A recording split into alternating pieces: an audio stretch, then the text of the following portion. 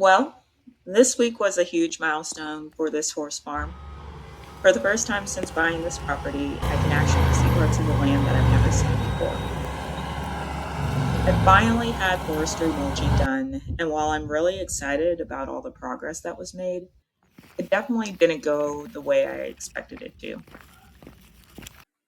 Lesson number one: forestry mulching needs more room than you think. Originally, my goal was to preserve as many trees as possible. I wanted little clearings here and there while keeping the wooded feel and the shade. What I didn't realize is that the Okay, machine ready? itself is huge.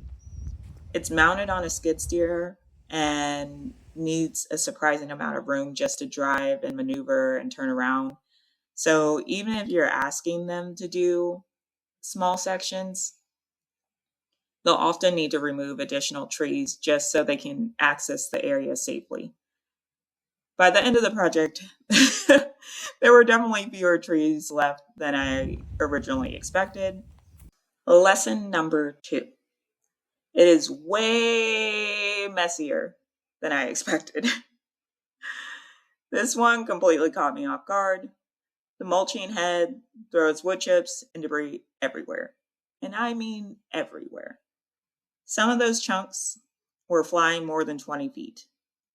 I actually had one hit my front door. Another popped out one of my window screens. There are wood chips stuck in nearby trees. My driveway is covered. Every porch, every outdoor chair, my windows, everything has a layer of mulch dust. So instead of finishing one project, I accidentally created several more. Lesson number three: the stumps don't actually go away. This was probably my biggest surprise.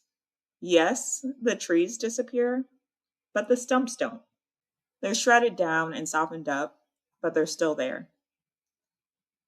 I found this out the hard way because some of the areas are eventually going to be graded, and removing the shredded stumps later is actually more difficult than I expected. Lesson number four: don't expect them to solve every tree problem. Another thing I didn't know, at least with my contractor, they wouldn't touch existing stumps. They also wouldn't mulch dead trees. So while I thought I was solving all my tree problems in one project, I actually created another project. Now I have a growing burn pile, meet Mount Brushmore, and still need to hire someone to remove all these dead trees. Even though things didn't go exactly the way I expected, I have a much better understanding of what the layout can be.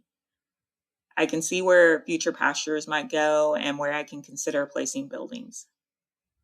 There are definitely things I'd do differently next time, and hopefully sharing these lessons will help someone else who is considering forestry mulching.